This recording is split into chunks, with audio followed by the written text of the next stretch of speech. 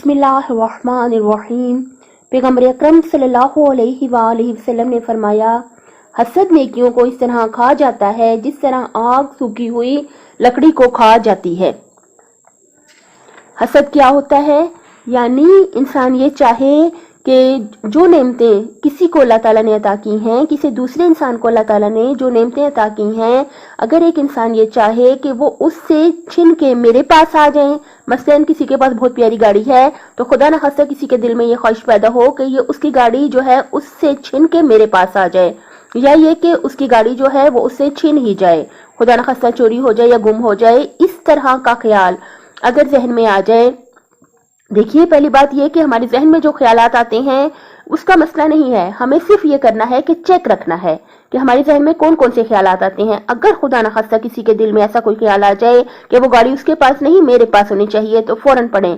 ला हौला वला कुव्वता इल्ला बिल्लाहिल अलिय्यिल अज़ीम अस्तगफिरुल्लाह रब्बी व अतूबु इलैह। अल्लाह पाक मुझे माफ कर दे शैतानी ख्याल से। और फिर इंसान क्या करे कि इंसान अल्लाह ताला से बेशक दुआ करे, अल्लाह ताला से कहे कि आपके खजाने भरे पड़े हैं, मुझे इससे भी बेहतर और इससे भी ज्यादा अता फरमा दे, तो दुआ मांगने में कोई मसला नहीं है। लेकिन ये वाला ख्याल कि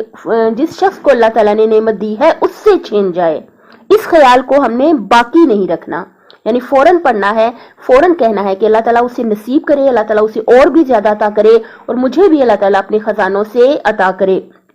देखिए, हसद को हम बाकी नहीं रख सकते, इस ख्याल को बाकी नहीं रखने की इजाजत कि खुदा न खास्ता किसी शख्स के पास कोई नेमत है तो उससे छिन जाए, इस बात को हम बाकी नहीं रख सकते। फौरन हमें इस्तगफार करना है, ला हौल पढ़नी है और अल्लाह ताला से दुआ करें, उसी वक्त दुआ करें और शैतानी ख्याल को आप शिकस्त दें ये दुआ करके कि अल्लाह ताला आपने उसको नेमत दी है उसे नसीब हो, उसे और भी ज्यादा अता फरमा और मुझे भी अपने खजानों से बहुत ज्यादा अता फरमा, इससे भी बेहतर और इससे भी ज्यादा अता फरमा।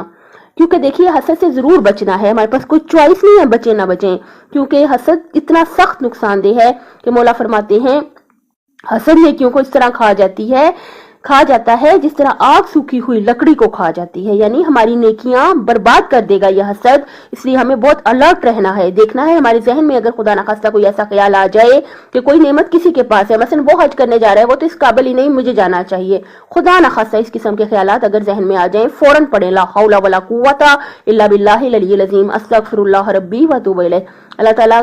उनको मसलन इस तरह अगर आपके जहन में आ जाए, आपके अल्लाह ताला उनके हज को कबूल करे, उन्हें बार बार जाना नसीब करे, आप शैतान को शिकस्त दे और अल्लाह ताला से दुआ करें कि हमें भी इस बात की तौफीक दे कि जिंदगी में बार बार हज करना नसीब हो। अपनी सेहत, आखिरत और खालिक की मखलूक का बहुत ज्यादा ख्याल रखिएगा। अल्लाह ताला दुनिया और आखिरत में हामी और नासिर हो आपका।